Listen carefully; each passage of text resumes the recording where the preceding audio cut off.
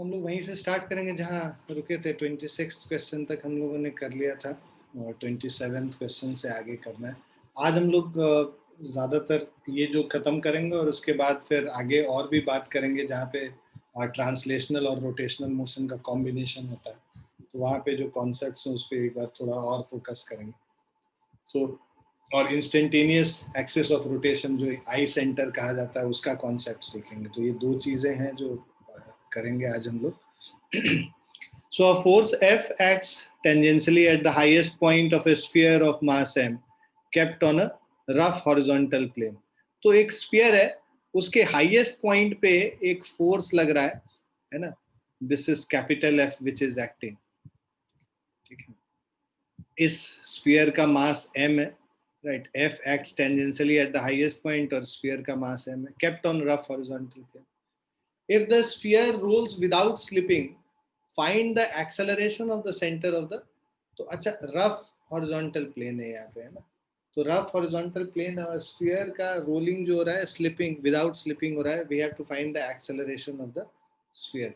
सो यहाँ पे एक चीज नोटिस करो कि जो F है ना, ये जो कैपिटल F है, ये स्फीयर को रोटेट करेगा। किस डायरेक्शन में रोटेट करेगा? ये टेंडेंसी इसका, ये क्लॉकवाइज डायरेक्शन में रोटेट करेगा। तो इसका जो टेंडेंसी है इसका, बिकॉज ये इधर इसको खींच रहे हैं, रोटेट कर रहे हैं, तो इसका टेंडेंसी, इस पॉइंट का टेंडेंसी लेफ्ट साइड में जाने का होगा। बिकॉज इसका लेफ्ट साइड में टेंडेंसी जाने का होगा तो इस पे फ्रिक्शन कहाँ पे लगेगा? आगे की तरफ लगेगा, क्योंकि रिलेटिव मोशन को अपोज करेगा। फ्रिक्शन इस डायरेक्शन में लगेगा।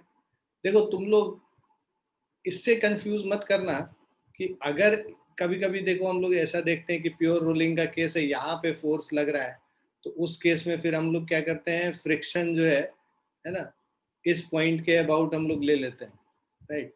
तो वो इसलिए ऐसा हम लोग करते हैं क्योंकि वहां पे जो टॉर्क है, टॉर्क इस, अगर सेंटर के अबाउट टॉर्क हम लोग को निकालना होता है तो वो टॉर्क कोई वैल्यू रहे, उसके लिए हम लोग जो है फ्रिक्शन पीछे की तरफ लेते हैं। जैसे हम लोग वो जो इंक्लाइन प्लेन वाला क्वेश्चन किया था, यहाँ पे जो इसका मूवमेंट इस तरफ हो रहा था और फ्रिक्शन हम लोगों ने इस डायरेक्शन में लिया था, अपोज करता हुआ लिया था लीनियर मोशन। यहाँ देखो लीनियर मोशन को असिस्ट ही कर रहा है ये फ्रिक्शन, रोटेशनल मोशन को अपोज कर रहा है, क्योंकि पॉइंट ऑफ, जो ये पॉइंट ऑफ कांटेक्ट है, वो पॉइंट ऑफ कांटेक्ट के ऊपर वाला पार्ट जो है उसका टेंडेंसी इधर मूव करने का है, तो उसको अपोज करेगा फ्रिक्शन यहाँ। और यहाँ पे बिकॉज इसके वजह से ऑलरेडी ये जो कैपिटल F है वो इस फ्रिक्शन फोर्स से ज्यादा होगा, action will be more than reaction, तो उसके वजह से रोटेशन इस डायरेक्शन में होगा, मतलब रोटेशन विल बी देयर। अब अगर हम लोग यहाँ पे फ्रिक्शन आगे की तरफ ले लेते तो ये जो रोलिंग इस डायरेक्शन में हो रहा है वो नहीं हो पाता, है ना। रोल, कोई भी चीज इस डायरेक्शन में रोल करेगा तभी तो नीचे गिर जाएगा, नहीं तो अगर ऑपोजिट डायरेक्शन में रोल करेगा तब तो ऊपर जाने लगेगा। तो इसीलिए फ्रिक्शन इस केस में यहाँ ऑपोजिट डायरेक्शन में होता है, जिससे कि उसको टॉर्क मिल सके रोल कराने के लिए। तो ये सारी चीजें कंसिडर करनी पड़ेंगी तुमको। तो इस केस में अगर तुम देखो, जो हाईएस्ट पॉइंट पे जब फोर्स लग रहा है तो फ्रिक्शन इसमें यहाँ पे लोएस्ट पॉइंट पे आगे की तरफ लगेगा, जो कि इसके वजह से जो टॉर्क है उसको अपोज करता है, और फोर्स जो सामने डायरेक्शन में जो ट्रांसलेशनल मोशन हो रहा है राइट साइड में उसको असिस्ट करेगा। और वो इसीलिए क्योंकि ये जो जो व्हील है, व्हील जब इस तरफ मूव करेगा तो व्हील का ये जो पॉइंट है उसका टेंडेंसी इस तरफ जाने का होगा, लेफ्ट साइड जाने का होगा, और फ्रिक्शन उस पर आगे की तरफ लगेगा। ये मेजर कॉन्सेप्ट है जो तुमको समझना है यहाँ पे। कह रहा है force F acts tangentially at the highest point of a sphere of mass small m kept on a rough horizontal plane, मतलब फ्रिक्शन भी कंसिडर करना है। If the sphere rolls without slipping, find the acceleration of the center of the sphere. तो sphere rolls without slipping, since there is no slipping happening, so since sphere rolls without slipping, ठीक है, so angular acceleration और linear acceleration का जो relation है alpha is equal to a by r हो जाएगा। So alpha is equal to a upon r. Pure rolling के case में बस हम लोग ये लेते हैं, ठीक है। जहां पे भी रोलिंग विदाउट स्लिपिंग होगा वहां पे हम लोग alpha is equal to a by r और omega is equal to v by r लेते हैं। फर्स्ट इक्वेशन होगा। Now find the acceleration of the centre of sphere. तो ट्रांसलेशनल मोशन जब हम लोग लिखेंगे उस पे इक्वेशन हम लोगों ने देखा है कि ट्रांसलेशनल मोशन और रोटेशनल मोशन को हम लोग अलग अलग सेपरेट कर देते हैं और उनके लिए इक्वेशंस अलग लिखते हैं। ट्रांसलेशनल मोशन के लिए लिखेंगे total force acting on the sphere is F plus f and this is equal to mass into acceleration a. Let's say this is moving with an acceleration a towards right. और ये first equation हो गया। Rotational motion के बारे में बात करेंगे।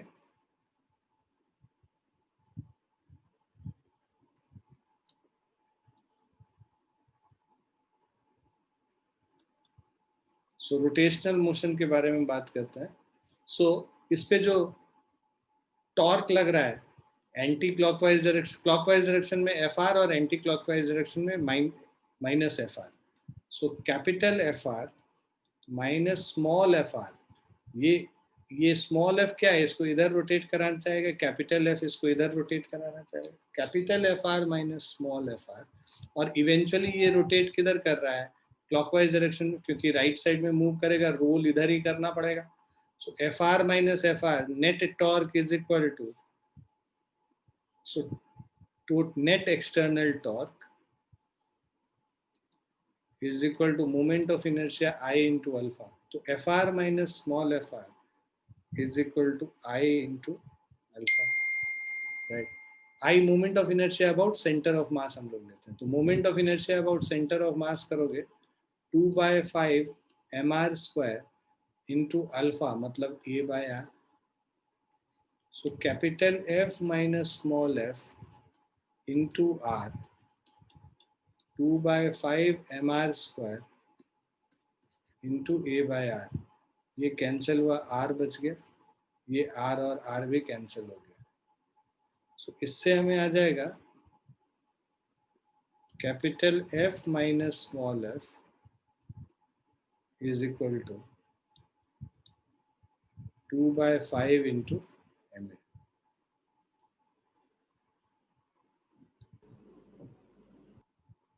Second हो गया। सो अब हमारे पास दो इक्वेशन, दोनों को सॉल्व कर लो। Capital F plus small F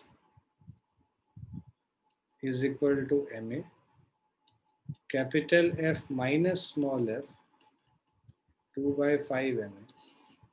इनको ऐड करेंगे तो ये दोनों कैंसिल हो जाएगा। 2f is equal to m a common ले लोगे 1 plus 2/5, so this is 7/5 m a. हम लोग को एक्सेलरेशन ये निकालना है, सो 10/7 एफ अपॉन, ये हमारा एक्सेलरेशन है।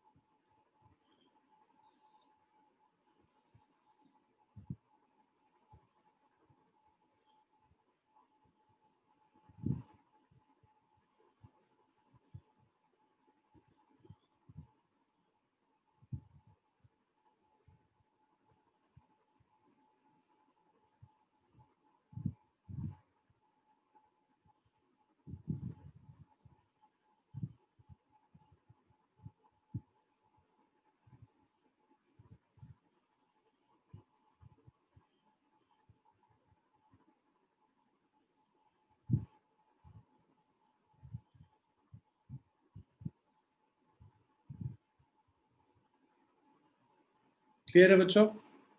Yes sir. लिख लिया सबने? Yes sir.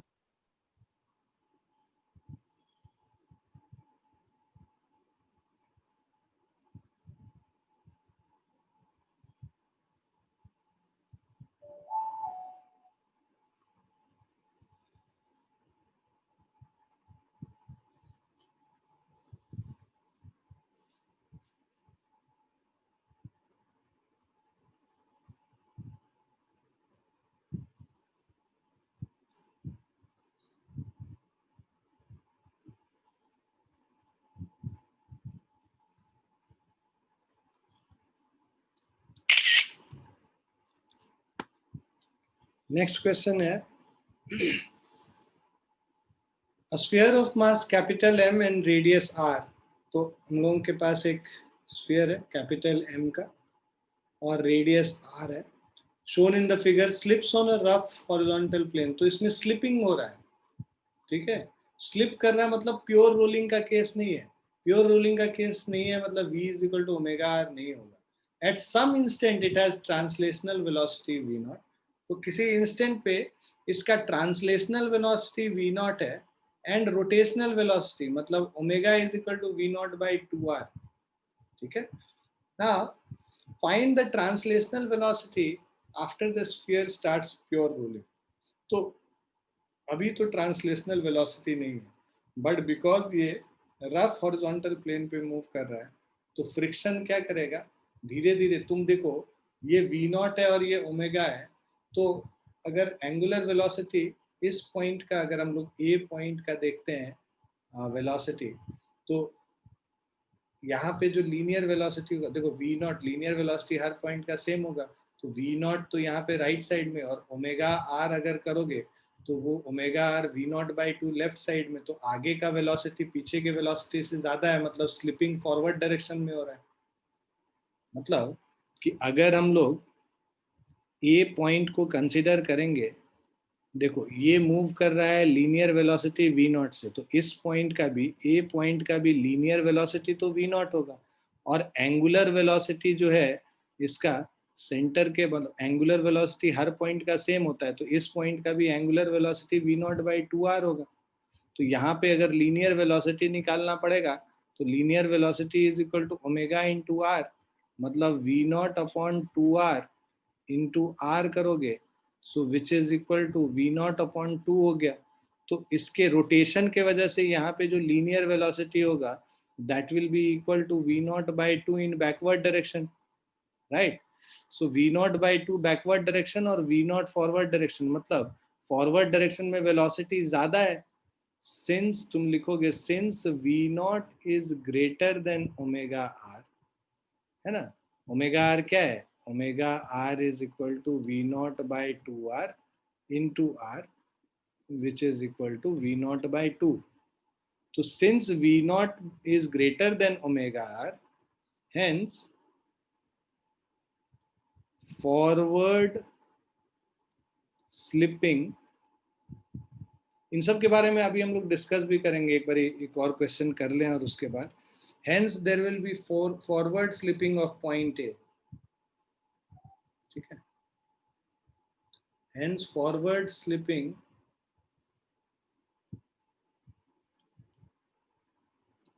occurs at point A।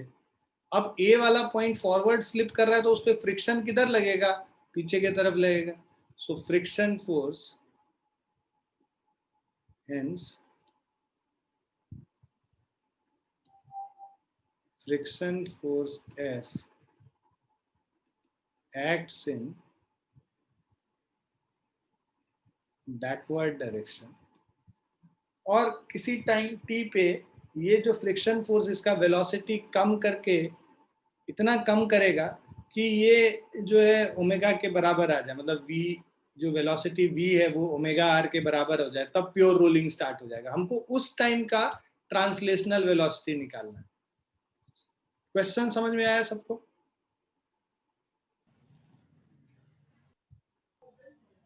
कोई ऑब्जेक्ट रोटेट कर रहा है, मतलब रोलिंग हो रहा है, प्योर रोलिंग नहीं है, तो रोल कर रहा है ऑब्जेक्ट, ऐसा रोलिंग हो रहा है कि जो ट्रांसलेशनल वेलोसिटी है वो रोटेशनल वेलोसिटी से ज्यादा है। तो जो रोटेशन के वजह से जो ट्रांसलेशन का कंपोनेंट मतलब लीनियर वेलोसिटी क्या होता है, v is equal to omega into r. तो इस पॉइंट पे अगर लीनियर वेलोसिटी निकालोगे तो ओमेगा इंटू आर जो आएगा वो v नॉट बाई 2 के बराबर आता है।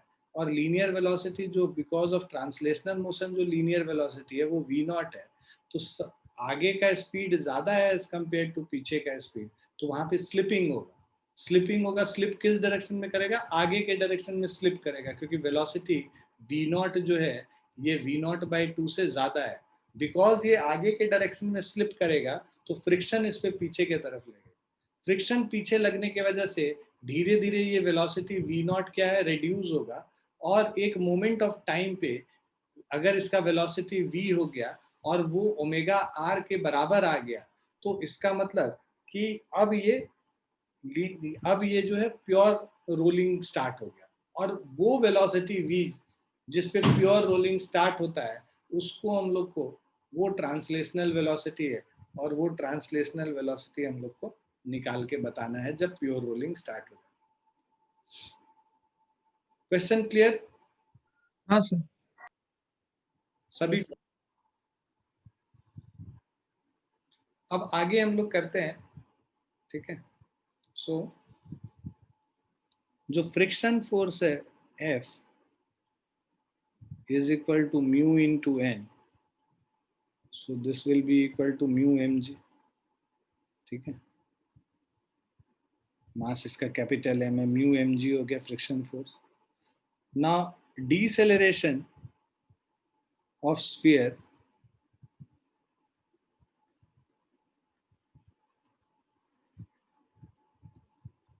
is equal to frictional force F by m, so which is equal to mu mg by capital M, mu g हो गया, ठीक है। Now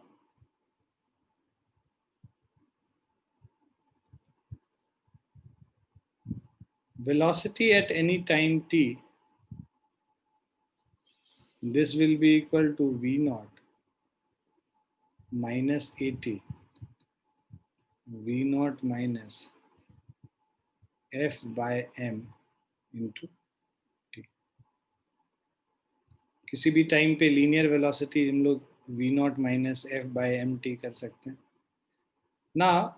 जो टॉर्क है फ्रिक्शन की वजह से,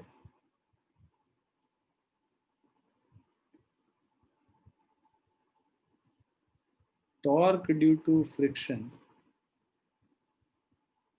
is equal to friction force F into R. So torque is equal to I into alpha, which is equal to F into R. Alpha is equal to F by R, और I को हम लोग लिख सकते हैं 2/5 mr square। So ये 2/5 mr square हो गया, एक R कैंसिल हो गया तो 5F by 2mr, ये हमारा एंगुलर एक्सेलरेशन अल्फा हो गया। अब अगर हमारा एंगुलर वेलोसिटी का इक्वेशन लिखेंगे, omega angular velocity omega at time t is equal to omega naught plus alpha t, ठीक है। क्योंकि ये तो इसको असिस्ट करेगा ना एंगुलर वेलोसिटी को और इंक्रीज करेगा ये, तो इसीलिए plus alpha t angular acceleration. So this is equal to omega naught plus alpha हमारा है 5f by 2mr into time t। So omega naught हम लोग को दिया हुआ v naught by 2r, so v naught by 2r plus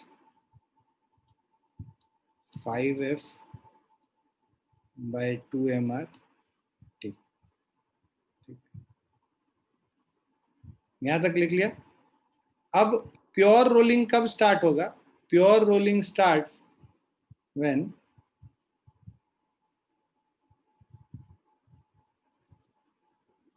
so pure rolling starts when v is equal to omega r. तो velocity at time t ये क्या है, v naught minus f by m t. ये जो velocity at time t is equal to omega at time t, मतलब v naught by 2r plus 5f by 2mr into r. ठीक है. अब देखो ये आर और ये आर कैंसिल हो गए. सो इससे हमारा आ जाएगा वी नॉट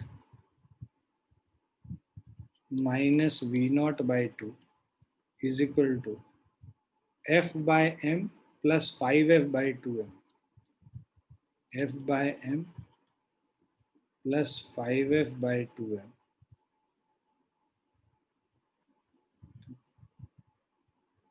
into t.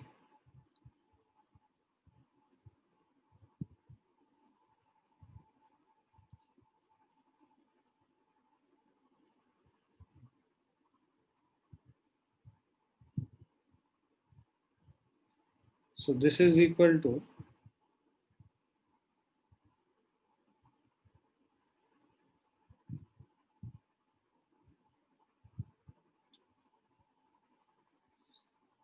ये हमारा है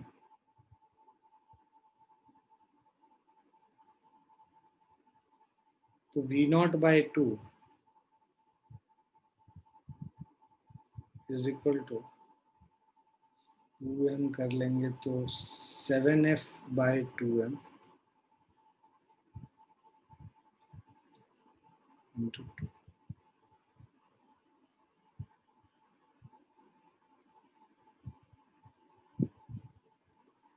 सो ये 2 कैंसिल हो गया. सो इससे हमारा आ जाएगा v not is equal to 7f by m into t. इसको और सॉल्व करोगे तो time t is equal to v naught m by 7f. तो इस टाइम पे प्योर रोलिंग स्टार्ट हो रहा है. तो तुम क्या करो, ये जो सेकंड इक्वेशन से जो टाइम आया है ना, इस टाइम को ये फर्स्ट इक्वेशन में सब्स्टिट्यूट कर देंगे. तो उससे हम लोगों को यहां तक सबने लिख लिया है. Yes, sir. So, Yes, sir. इस टाइम को फर्स्ट इक्वेशन मतलब फ्रॉम 1 एंड 2, फर्स्ट और सेकंड इक्वेशन को कंबाइन कर लो तो वेलोसिटी हम लोग को निकालना है. तो वेलोसिटी एट टाइम t जब प्योर रोलिंग स्टार्ट हो रहा है, that is v naught minus f by m into t. t is v naught m by 7f. तो देखो m m cancel, 7 cancel, sorry f f cancel. ठीक है. तो अब ये देखो this is equal to v naught minus v naught by 7. So this is 6v naught. This is equal to 6v not upon 7. This is the velocity at time t when pure rolling starts. Clear है बच्चों? Yes, sir.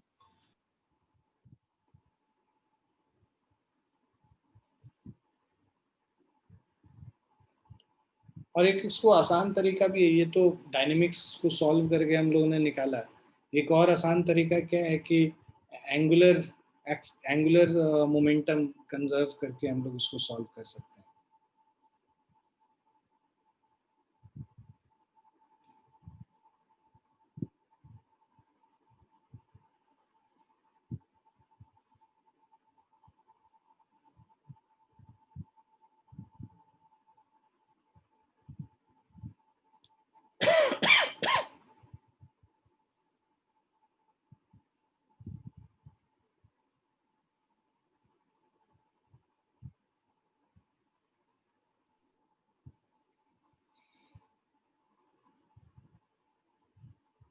लिख लिया सबने?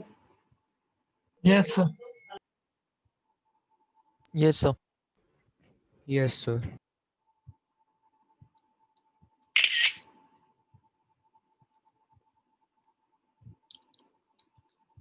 अब ये consider करो, इस point के अबाउट अगर हम लोग देखते हैं, let axis of rotation is about this point, right?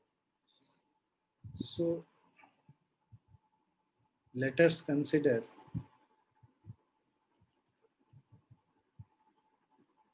torque about initial point of contact A.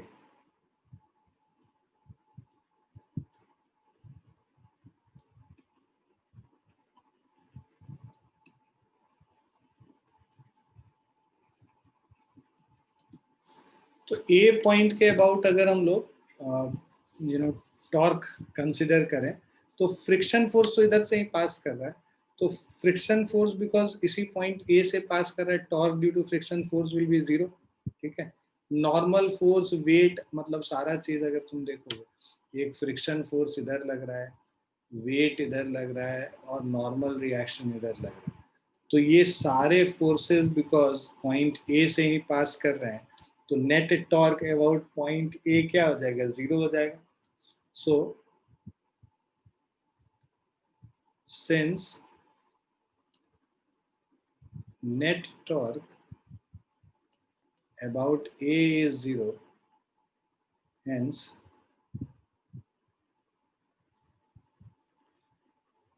momentum is conserved about this point A, angular momentum. तो because angular momentum point A के about conserved है, इसका मतलब कि जो net angular momentum initial, मतलब जो initial angular momentum ए point के अबाउट और जो फाइनल एंगुलर मोमेंटम ए पॉइंट के अबाउट दोनों ये कंजर्व्ड होगा, इक्वल होगा। So initial angular momentum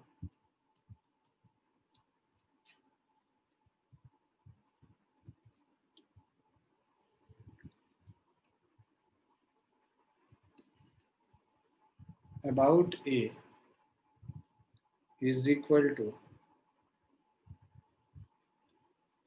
L center of mass plus m r v naught, right? तो मतलब m r cross v naught। तो यहाँ पे देखो, इस पॉइंट के अबाउट इसका अगर हम लोग ए पॉइंट के अबाउट हम लोग को निकालना है, तो r क्रॉस v naught मतलब इसका जो सेंटर है, इसका ये r हो गया, और v naught इस डायरेक्शन में, दोनों परपेंडिकुलर है, तो r cross v naught mr v naught हो जाएगा। तो L सेंटर ऑफ मास मतलब I centre of mass into omega plus mr v naught। Clear है ना? अभी हम लोगों ने किया था, जहाँ ट्रांसलेशन और रोटेशन दोनों होता है, वहाँ L centre of mass plus L centre of mass plus m times position vector of the centre r cross v naught। Position vector किसके अबाउट? इस पॉइंट के अबाउट, जिस पॉइंट के अबाउट रोटेशन हम लोग देख, तो ए पॉइंट के अबाउट हम लोग कंजर्व कर रहे हैं, तो इसीलिए ए पॉइंट के about r cross v naught। तो r इस डायरेक्शन में है, ये रेडियस r मत कंसीडर करो, ये है हमारा position vector of this centre, तो m r cross v naught हो जाएगा। तो r बेसिकली रेडियस हो गया इंटू v naught हो गया। I centre of mass is equal to, ये स्फीयर है, 2/5 mr स्क्वायर हो गया, so 2/5 mr square plus mr into v naught।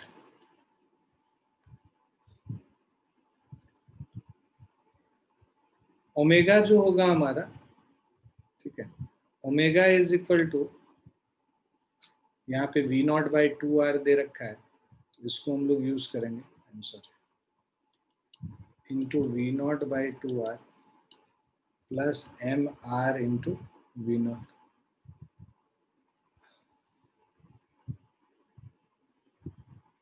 तो देखो ये r एक कैंसिल हो गया, तो 2/5, ये 2 और 2 भी कैंसिल हो गया, मतलब mr/v0/5 प्लस mr/v0 ये करोगे तो ये 6mr/v0/5 हो जाएगा, 6/5 mr/v0 ये आ जाएगा।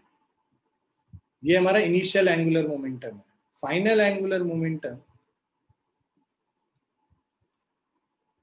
इस पॉइंट के अबाउट, अगर हम लोग फाइनल एंगुलर मोमेंटम निकालना, फाइनल एंगुलर मोमेंटम कब, जब प्योर रोलिंग स्टार्ट हो गया, जब प्योर रोलिंग स्टार्ट हो गया उस समय final angular momentum is equal to, तो यहाँ पे omega is equal to v upon r होगा, राइट, जब प्योर रोलिंग स्टार्ट हो गया तो उस समय जो angular momentum is equal to LCM plus m into r into v, right? So I, moment of inertia 2/5 mr square into omega, मतलब v by r is equal to mr plus mrv। तो ये cancel हो गया, so 2/5 plus 1 7/5 mrv। तो ये final angular momentum है, ठीक है, L फाइनल हो गया और ये L इनिशियल हो गया। तो by conservation of angular momentum,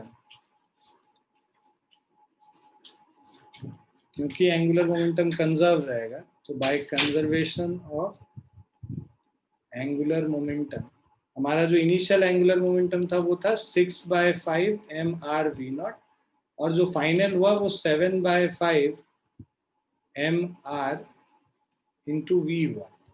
अब ये 5 कट गया, mr और mr कैंसिल हो गया, राइट। अब हम लोग को v निकालना है, v is equal to 6/7 into v0 हो गया। ये हम लोगों को निकालना था, पिछले क्लास में भी यही सेम आंसर आया था। क्लियर है? Yes, sir.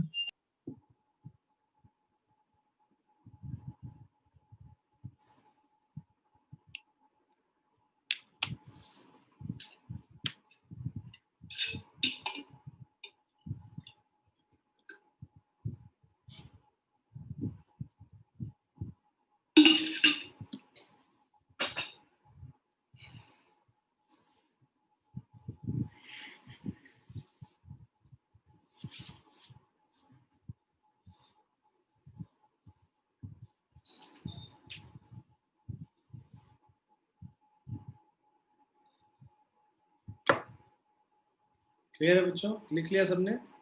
Yes sir. Yes, sir. Same question को करने का दो तरीका है, एक फोर्स को यूज करके हम लोग कर सकते हैं, फोर्स के इक्वेशंस को लिख के, और दूसरा एंगुलर मोमेंटम को कंजर्व। तो फोर्स वाले से क्या है कि तुमको क्लैरिटी आएगी कि एक्चुअली हो क्या रहा है।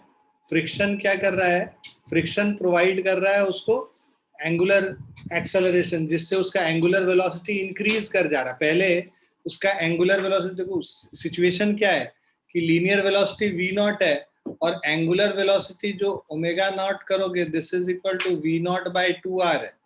अब ये ओमेगा नॉट क्या है, this is less than v0, this is less than v0/r। तो बिकॉज ये v0/r से लेस है तो हम लोग को इसको बढ़ाना पड़ेगा, एंगुलर एक्सेलरेशन, एंगुलर वेलोसिटी को। एंगुलर वेलोसिटी बढ़ाएंगे और उसके तब क्या होगा कि जो लीनियर वेलोसिटी को कम करेंगे। तो लीनियर वेलोसिटी को कम करना है, एंगुलर वेलोसिटी को बढ़ाना है, तो फ्रिक्शन किधर लगाएंगे, पीछे की तरफ फ्रिक्शन लगाएंगे। फ्रिक्शन पीछे की तरफ लगाने से, यहाँ तो डायरेक्शन दिया हुआ था, अगर क्वेश्चन में नहीं दिया होता, डायग्राम नहीं बनाया हुआ होता, तो तुमको दिमाग इस तरह से लगाना होता है कि बिकॉज इसके एंगुलर वेलोसिटी को बढ़ाना है तो इसमें जो टॉर्क है वो क्लॉकवाइज ही इसको असिस्ट करना चाहिए इस फ्रिक्शन की वजह से, पहला ये। और दूसरा बिकॉज v0 को कम करना है उसके लिए भी फ्रिक्शन उसके ऑपोजिट डायरेक्शन में लगना चाहिए, जिससे finally v is equal to omega r आ जाए, वैल्यू आ जाए जो पहले नहीं था। ठीक है, क्लियर है बच्चों? तो इसके ये क्वेश्चन बहुत सारा चीज सिखाता है, मतलब this is a question which helps you understand many things about motion when translation and rotation both is happening together, and when pure rolling is not happening, slipping वाला केस. तो ये सब बहुत रेयर क्वेश्चन मिलेगा तुमको, हर जगह बहुत जगह नहीं मिलेगा. और बिकॉज ये कॉन्सेप्ट बहुत ही स्ट्रॉन्ग कॉन्सेप्ट है और बहुत क्या बोलोगे फ्रेश टाइप का कॉन्सेप्ट है, तो ज्यादा क्वेश्चन इन सब चीजों पे अब आता है, जहाँ पे कि थोड़ा सा ट्विस्ट एंड टर्न हो गया. प्लेन सिंपल वाली चीज तो रहेगी, एडवांस वगैरह में जो क्वेश्चंस आते हैं वो थोड़े से कॉम्प्लिकेटेड होते हैं, तो उसमें ये सब कॉन्सेप्ट जब तक नहीं आएगा तब तक एडवांस के क्वेश्चन नहीं बनेंगे. मेन तो बन जाएगा मेंस के क्वेश्चन, एडवांस के क्वेश्चंस नहीं बनेंगे. क्लियर है बच्चों? Yes, sir. चलिए आगे बढ़ते हैं.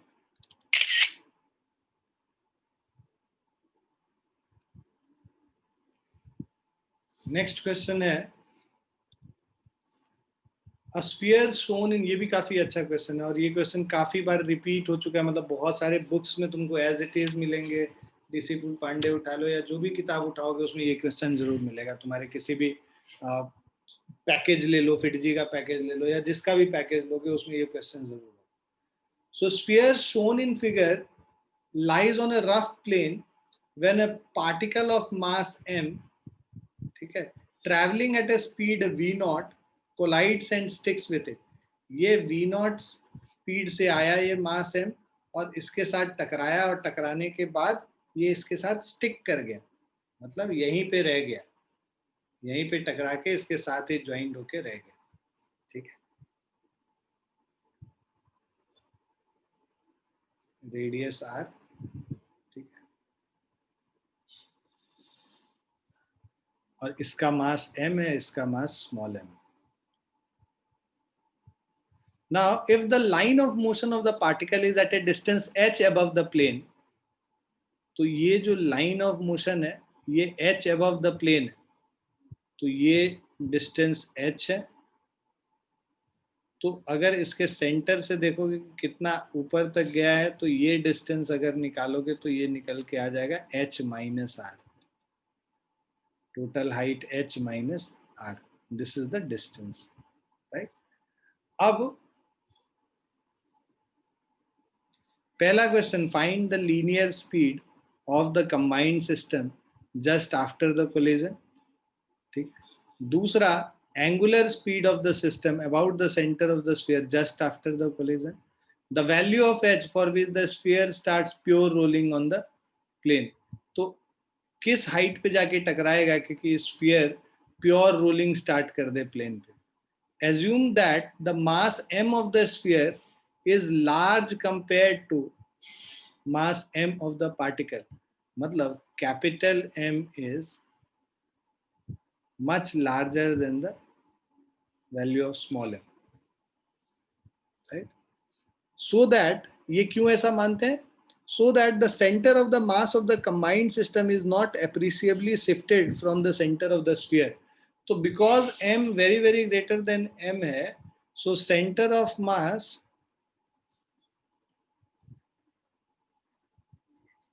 of the system remains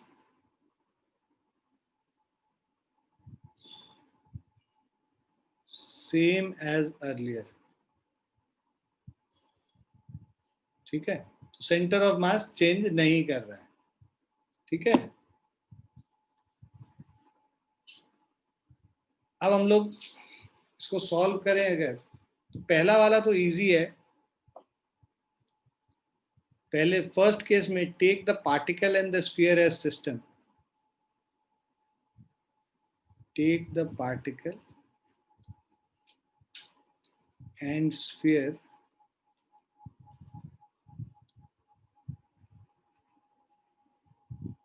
as a system. ठीक है, ना अगर इसको सिस्टम कंसिडर करें, अब by conservation of linear momentum as no external force acts, since no external force is acting, कोई एक्सटर्नल फोर्स बाहर से नहीं लग रहा है तो linear momentum will be conserve. Linear momentum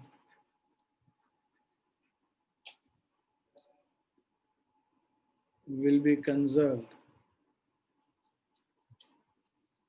तो इससे आ जाएगा initial linear momentum is m v naught, final linear momentum is capital m plus small m into v velocity से लेट से मूव कर रहा है. ठीक है. तो linear speed of the combined system भी वी, लेट से टकराने के बाद जो ये स्पीड से जा रहा है वी स्पीड से जा रहा है. सो इससे v speed is equal to m by capital m plus small m into V naught first. Now, अब हम लोग कंजर्वेशन ऑफ एंगुलर मोमेंटम लगाएंगे. ठीक है. सो by conservation of momentum about center of mass, by conservation of angular momentum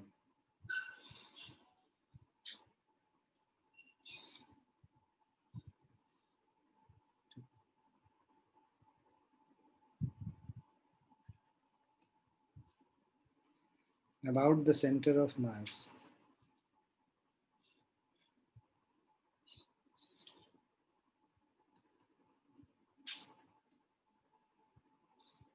क्योंकि हम लोग को क्या निकालना, देखो ये कह रहा है जस्ट आफ्टर द कोलिजन. ठीक है. तो just after the collision friction picture में नहीं आएगा, इसीलिए conservation of angular momentum about the centre of mass अगर हम लोग निकालते हैं, so angular momentum of the particle मतलब बिफोर कोलिजन, जो इसके वजह से एंगुलर मोमेंटम था v नॉट स्पीड से m मूव कर रहा है, तो m v not into r, जो डिस्टेंस है इसका सेंटर ऑफ मास वाले लाइन से, उससे जो परपेंडिकुलर डिस्टेंस इसका लाइन ऑफ मोशन का होगा h minus r. So m v not into h minus r is equal to net angular momentum about centre of mass. तो आई सेंटर ऑफ मास तुम निकालोगे into omega. I centre of mass देखो इसका खुद का है 2/5 m r square centre of mass के about, और प्लस ऑफ ये जो इसका सेंटर ऑफ मास इस पॉइंट के अबाउट निकालेंगे, तो रेडियस आर से हम लोग को शिफ्ट करना है एम इंटू आर स्क्वायर हो जाएगा. इसका इसके अबाउट शिफ्ट करना है, आर डिस्टेंस से शिफ्ट करेंगे एम आर स्क्वायर हो गया. So 2/5 m r square plus m r square, ये आई सेंटर ऑफ मास हो गया दोनों ऑब्जेक्ट का, मतलब स्फीयर का भी और जो पार्टिकल अटैच हो रहा है उसका भी, इनटू ओमेगा. राइट. सो इससे आ जाएगा हमारा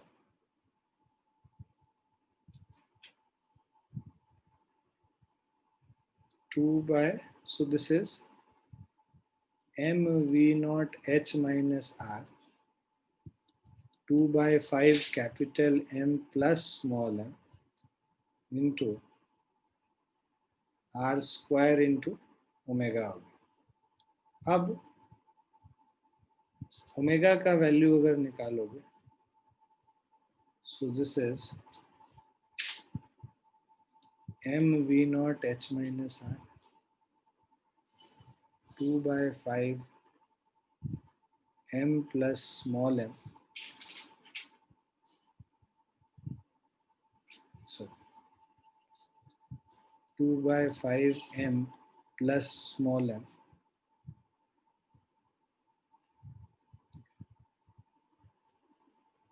into r square. अब ये ओमेगा का वैल्यू हो गया 2. हमें कह रहा है कि किस हाइट पे जाके टकराएगा. तो फर्स्ट पार्ट और सेकंड पार्ट निकल गया. फर्स्ट पार्ट में लीनियर स्पीड निकालना था, सेकंड पार्ट में एंगुलर स्पीड निकालना है, थर्ड पार्ट में h का वैल्यू निकालना है जहां पे प्योर रोलिंग स्टार्ट हो जाए. प्योर रोलिंग स्टार्ट होने के लिए v is equal to omega r चाहिए. So for pure rolling v is equal to omega r. v है हमारा small m by capital M plus small m into V naught is equal to m V naught H minus R into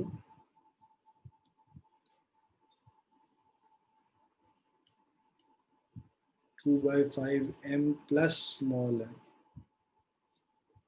into R square. तो ये cancel हो गया, R बचा। अब इसको हम लोग को सॉल्व करना है, राइट? सो दिस इज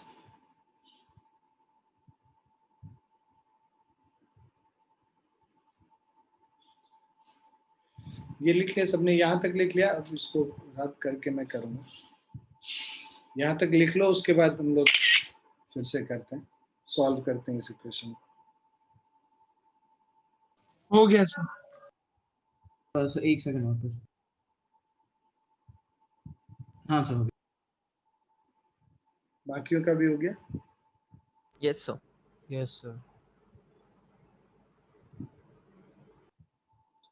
अब हम लोग इन दोनों को कंपेयर कर रहे हैं, ठीक है? मतलब हम लोग का था एम वी नॉट, इसको सॉल्व कर रहे हैं basically. M v naught by capital m plus small m is equal to m v naught h minus r divided by 2/5 m plus small m into r. Cross multiply कर लेते हैं, ठीक है?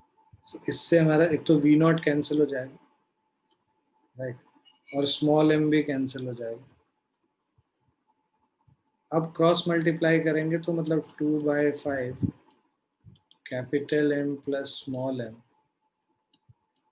Into r is equal to m plus small m into h minus r. So इससे हमारा आ जाएगा 2/5m plus small m into r is equal to m plus small m into h minus m plus small m into r। अब इसको left side लेके चलते हैं, तो ये हमारा हो जाएगा 2/5 capital M plus small m plus of capital M plus small m into r is equal to m plus small m into h। अब ये स्मॉल m ऐड हो गया 2/5m प्लस m, तो ये हो जाएगा 7/5 capital M plus 2m divided by capital M plus small m into r is equal to h। Now since m is very very large than small m, तो ये क्या हो जाएगा, रिप्लेस कर लेंगे इसको, मतलब उसको ड्रॉप कर लेंगे। 7/5 capital M plus capital M into r is equal to h। So h is equal to 7/5।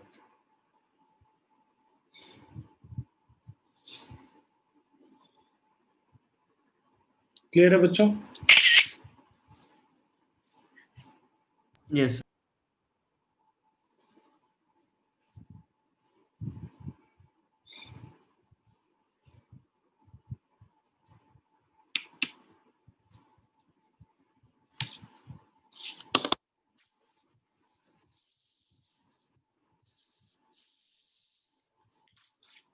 कितने लोगों ने अटेम्प्ट किया है ये एक्सरसाइज 50 तक?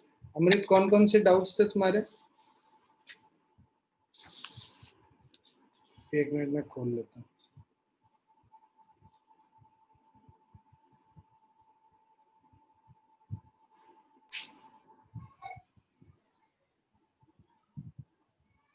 Sir question number 37 and 44। 37 और 44। बाकी लोग भी अपने डाउट्स भेजिए, अब पूरे लास्ट तक आप लोग अटेम्प्ट कीजिए। 86 क्वेश्चंस हैं, सारे क्वेश्चंस अटेम्प्ट करने और मुझे डाउट भेजने हैं और सबको भेजना है और कंपलसरी है सभी के लिए. So you have to do all the questions which are there in HC Verma. Okay, so start with the exercise only, क्योंकि ऑब्जेक्टिव में फिर अभी टाइम नहीं है, बाद में ऑब्जेक्टिव करना. तुम लोगों को एक्सरसाइज पूरे हफ्ते में पूरा एक्सरसाइज खत्म करना है और इसके पूरे डाउट्स मुझे भेजने हैं. राइट, हर दिन का बना लो 86, क्योंकि पहले तो तुम लोगों ने किया नहीं, तुम लोग करना चाहिए था पहले से ही. ठीक है, 5 दिन है तुम्हारे पास, तो अराउंड 16 क्वेश्चंस पढ़ेंगे तुम्हारे, 17 क्वेश्चंस. तो हर दिन का बना लो, 17 क्वेश्चन रोज के करने हैं, चाहे उल्टा लटक के करो चाहे जैसे करो. वो एम बनाओगे तभी पढ़ाई होगा. बिना एम के जो दिशाहीन जो पढ़ाई करता है वो उसका जो है ना वो भी दिशाहीन ही हो जाता है, पहुंचता भी है दिशाहीन ही, कहीं पे भी पहुंच जाता है. तो तुम लोग को कहीं पे भी पहुंचना है तो करो जो करना है, और अगर सही जगह पे पहुंचना है आईआईटी में तो फिर दिशा निर्धारित करके पढ़ाई करो. आ रहा है समझ में? हाँ sir. Yes, sir. Yes, sir. अरे अनुराग, तुम चैट पे लिखे हुए हो भाई, चैट वैट हम नहीं पढ़ते हैं. तुम पहला वाला जो तो क्वेश्चन वो क्लियर हो गया था बाद में, वो हो गया, स्टार्टिंग में हो रहा था. कैपिटल एफ है और इधर स्मॉल एफ लग रहा था, दोनों राइट साइड में है, तो sum of both the forces is equal to mass into acceleration. पढ़ाने समय हम चैट वैट नहीं देखते हैं यार, हम पढ़ाएंगे कि चैट देखेंगे. तुम लोग हमसे पूछ लिया करो, बोलने में कोई हर्ज थोड़ा ना है. क्लास में बोलते ही जब हम लोग ऑफलाइन क्लास करते तो, है ना. देखो अभी थोड़ा सिचुएशन तो ठीक लग रहा है, मतलब सब चीज़ 15 अक्टूबर से बोल रहे हैं खोल देंगे, तो 1 महीने हम लोग वेट करेंगे. पहले स्कूल का देख लेते हैं कैसे है क्या है. अगर केस वेस नहीं बढ़ रहा होगा, सब चीज़ नॉर्मल हो जाएगा, तो हम लोग ये दिवाली के बाद स्टार्ट कर लेंगे class. Not every day we can have classes ऐसे. एक दिन हम लोग ऑफलाइन रख सकते हैं और 2 दिन ऑनलाइन रखें, ऐसे करके शिफ्ट करते जाएंगे, है ना. ठीक है, मतलब even only when things are okay. कितने लोग हाथ उठाओ, सब लोग, कितने लोग चाहते हैं कि ऐसे ही पढ़ते रहे हम लोग ऑनलाइन, वो जो पोल करते हैं भाई, हैंड रेज वाला जो ऑप्शन है ना, हैंड रेज वाला ऑप्शन से हैंड रेज करो. कितने लोग चाहते हैं कि ऑनलाइन ही पढ़ते रहे हम लोग? सर आप डेट बताओ, मतलब 15 से करेंगे अगर करेंगे तो, या कब सर? कब? अभी कितने लोगों को ऐसे ही पढ़ना है अभी जब तक कि वैक्सीन ना आ जाए?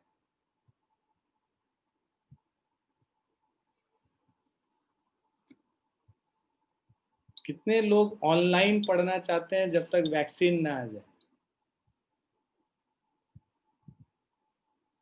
अच्छा, कितने लोग चाहते हैं कि जल्द से जल्द ऑफलाइन में हम लोग शिफ्ट कर जाएं?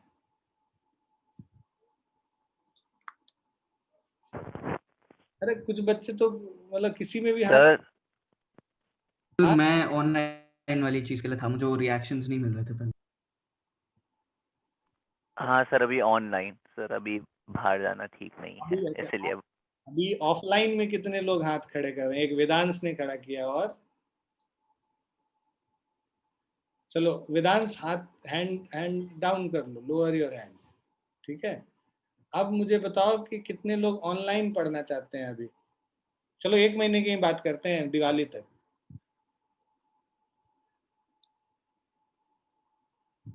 1 2 3 4.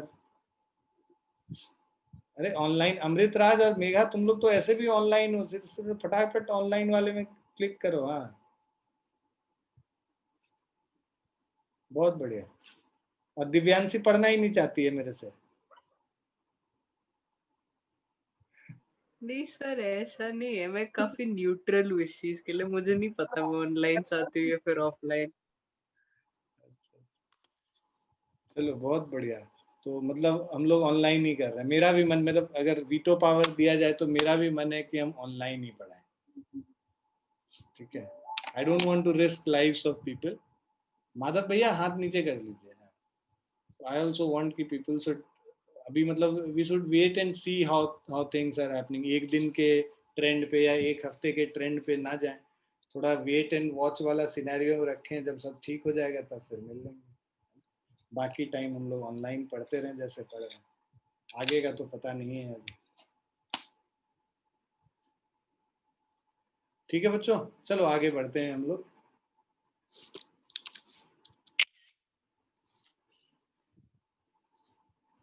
एक सेकंड बच्चों।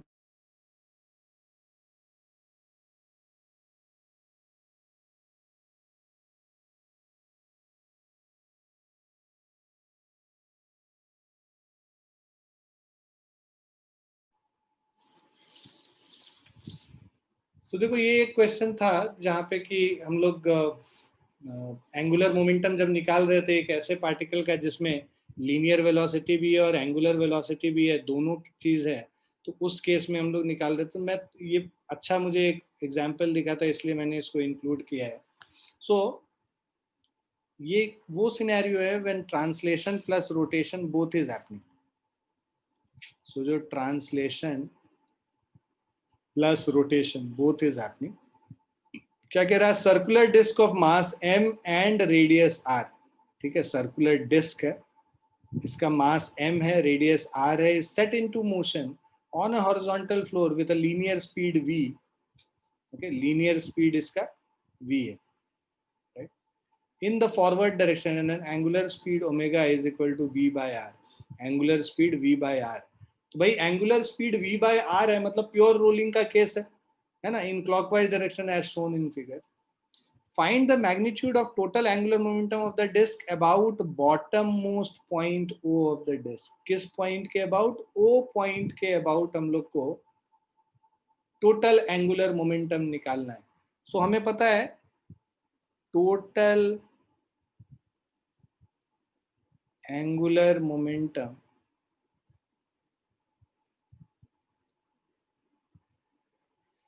अबाउट O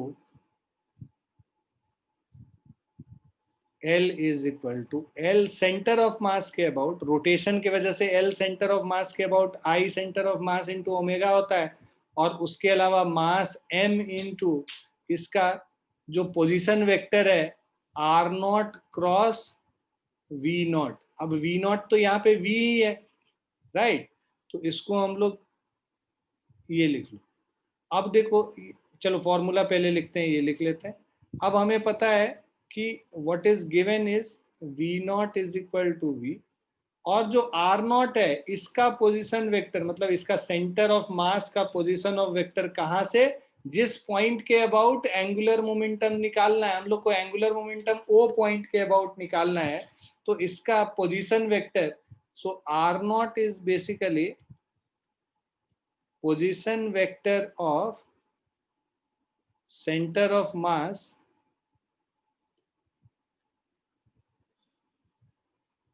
ठीक है about axis of rotation। तो एक्सिस ऑफ रोटेशन कहाँ पे है, यहाँ पे वो पॉइंट के अबाउट निकालना है, राइट। एक्सिस ऑफ रोटेशन मत करो, कंफ्यूज हो गए, about bottom most point,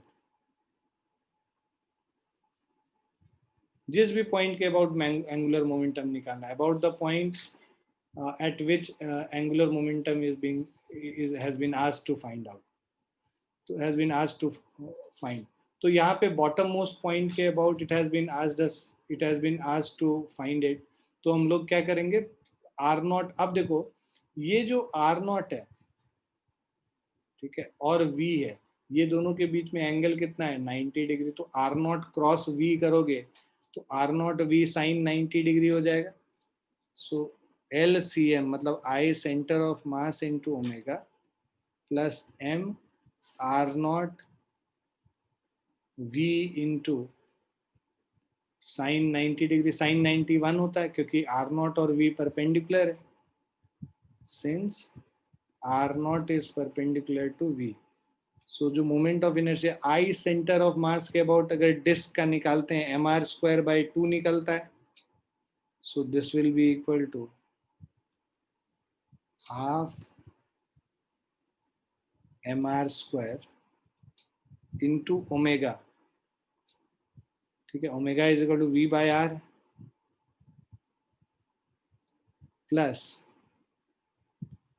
M r naught into v हो गया। सो आर नॉट यहाँ पे क्या है, इसका जो रेडियस है वही होगा, एम आर वी हो गया basically, right. So v by r कर लेते हैं ये। सो ये r और ये r कैंसिल हो गया, तो half m r v plus m r v मतलब 3/2 एम आर इंटू वी हो गया। So this is your angular momentum about O। Clear है? Yes, sir.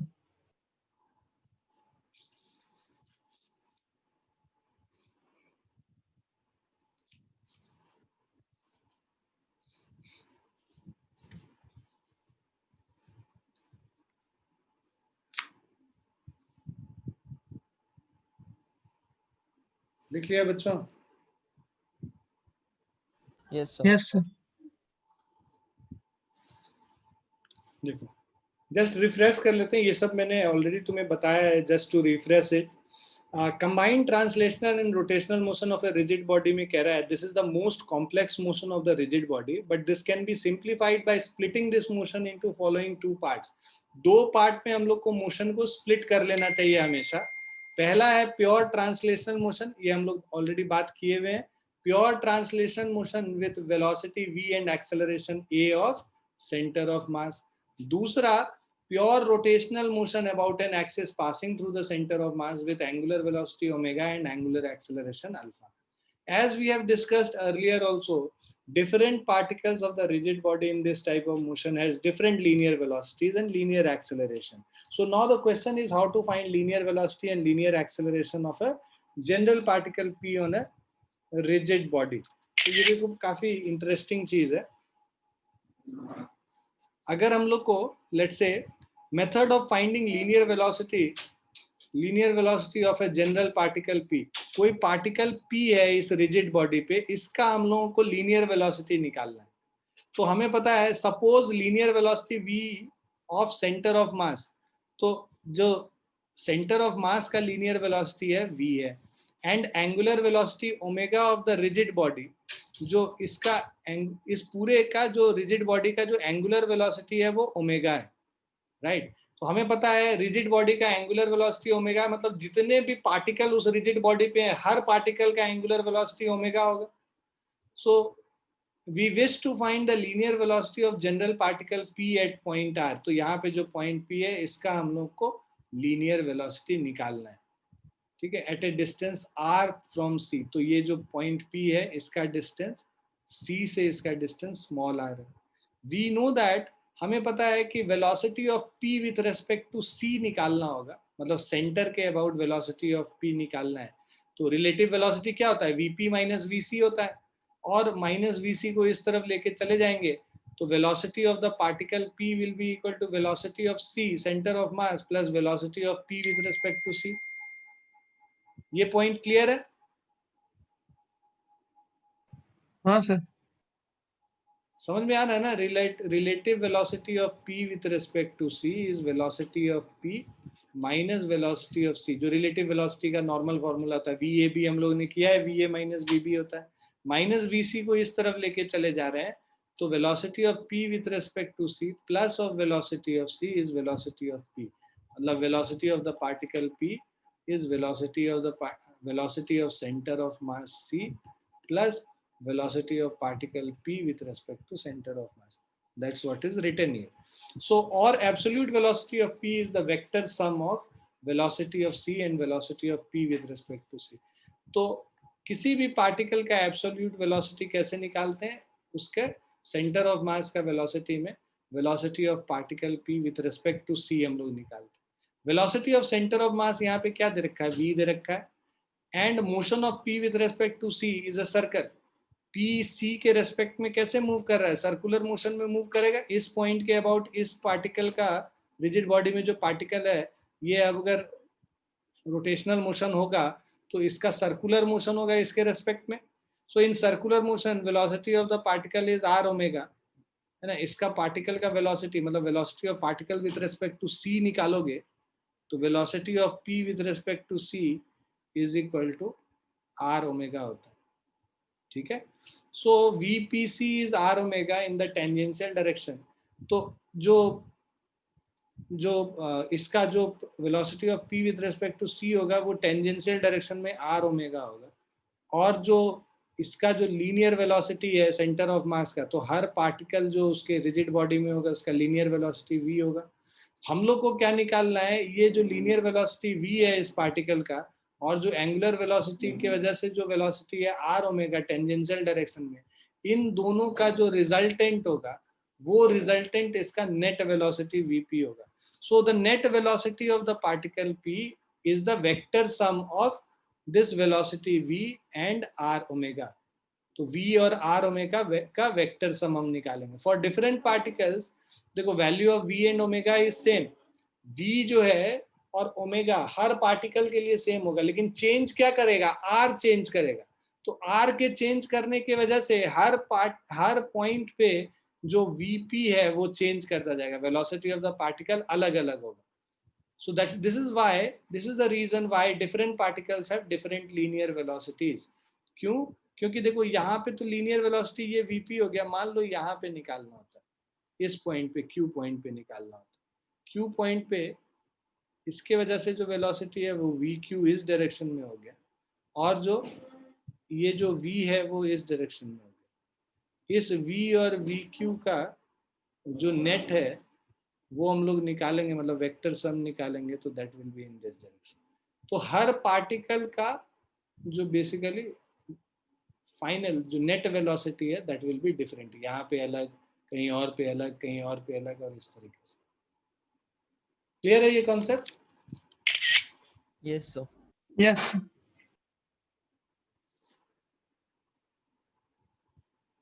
नेक्स्ट पे अगर चले,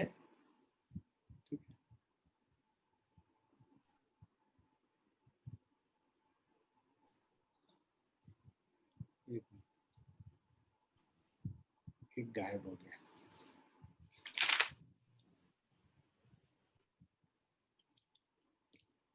Just give me a moment's time. huh? एक slide miss हो रहा है.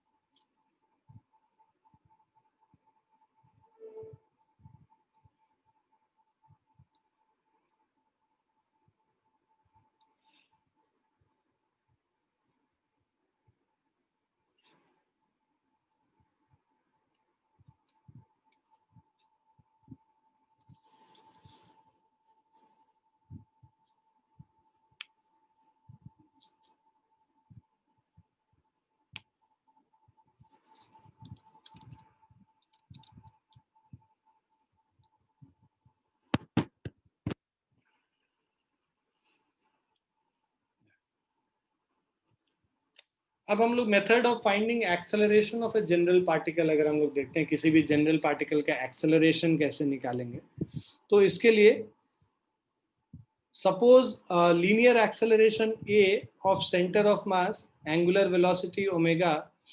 ठीक है, तो लीनियर एक्सेलरेशन देखो सेंटर ऑफ मास का ए है, उसके अलावा एंगुलर वेलोसिटी ओमेगा है, एंगुलर एक्सेलरेशन अल्फा है ना. सो of the rigid body are known to us and we wish to find the linear acceleration of general particle P. किसी particle P का हम लोग को linear acceleration निकालना है. तो as we know that acceleration of particle P with respect to C is AP minus AC. So AC को उस तरफ ले जाएंगे तो acceleration of particle P will be equal to acceleration of C plus acceleration of P with respect to C. So thus absolute acceleration of P is vector sum of AC and APC. Acceleration of center of mass A दे रखा है हम लोगों को case में, and motion of P with respect to C is a circle. P क्या है, C के respect में सर्कल में मूव कर रहा है.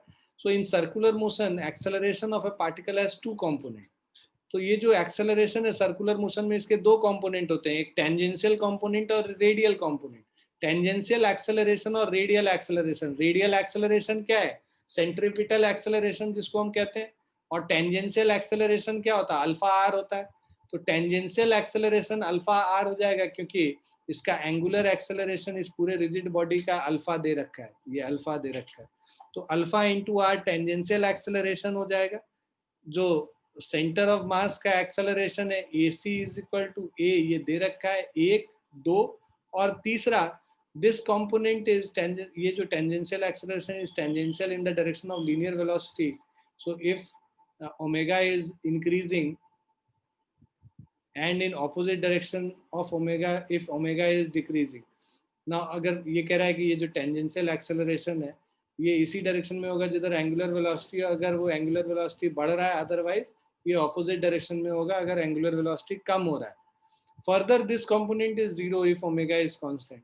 अच्छा, उसके अलावा तीसरा हो गया रेडियल एक्सेलरेशन, क्या हो गया, ओमेगा स्क्वायर आर हो गया। तो अब हमारे पास 3 एक्सेलरेशन है, सेंटर ऑफ मास का जो एक्सेलरेशन है, टेंजेंशियल एक्सेलरेशन और रेडियल एक्सेलरेशन। हम लोगों को जो नेट एक्सेलरेशन निकालना है वो इन तीनों का कॉम्बिनेशन, मतलब sum, vector sum of all 3। So and this, तो अब जो net acceleration of the particle p निकालेंगे that is vector sum of all 3 terms. ये a हो गया, दूसरा टेंजेंशियल एक्सेलरेशन हो गया, और तीसरा रेडियल एक्सेलरेशन। ठीक है, a, अल्फा आर और ओमेगा स्क्वायर आर, इन तीनों का वेक्टर सम हम लोग निकालते हैं।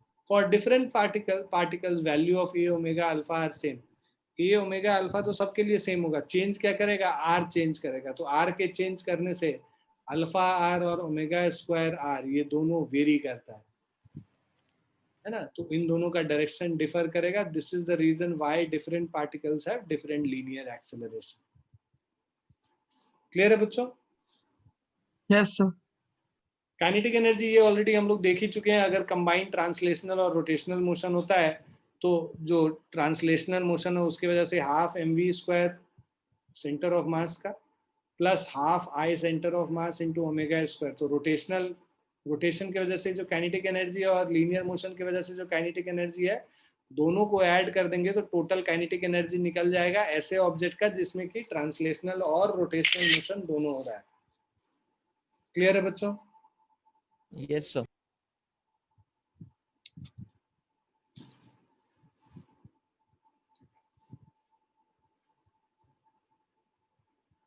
अब एक क्वेश्चन फटाफट कर लेते हैं, इतना थ्योरी पढ़े हैं तो इसको थोड़ा अप्लाई कर लें। एग्जाम्पल 12.18 है, ये कह रहा है कि in the figure shown v is equal to 2 metre per second.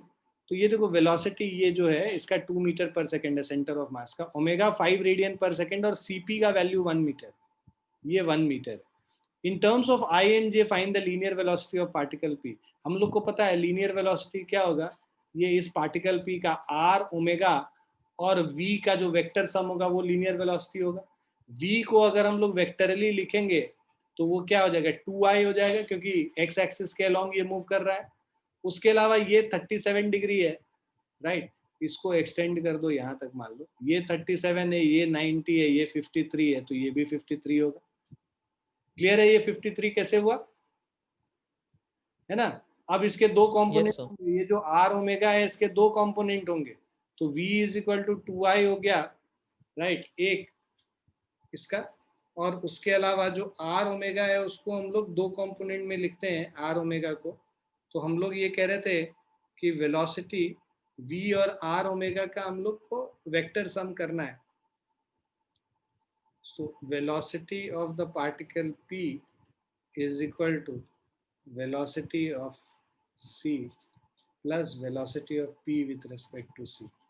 So ये v हम लोगों ने निकाल लिया velocity of this, और r ओमेगा को अगर हम लोग वेक्टर फॉर्म में लिखेंगे, पहले तो r ओमेगा का वैल्यू निकाल लो, ये 5 मीटर पर सेकेंड है ना। सो r का वैल्यू 1 है और ओमेगा 5 है, तो 1 इंटू 5 मीटर पर सेकेंड हो गया। इसके दो कंपोनेंट है ना, इसका हम लोग दो कंपोनेंट ब्रेक कर लेते हैं, एक इसके अलोंग और एक इसके अलोंग।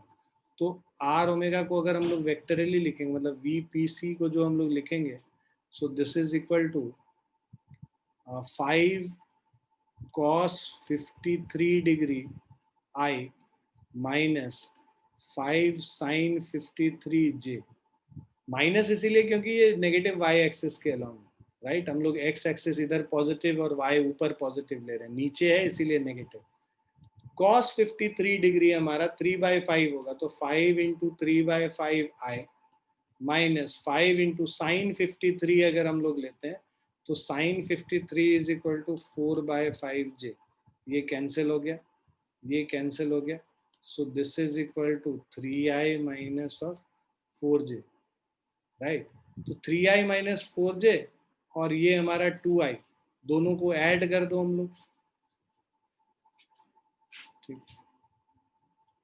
तो नेट जो VP होगा this is equal to 2i plus 3i minus 4j, तो ये क्या हो जाएगा 5i minus of 4j। Clear है बच्चों? Yes, sir.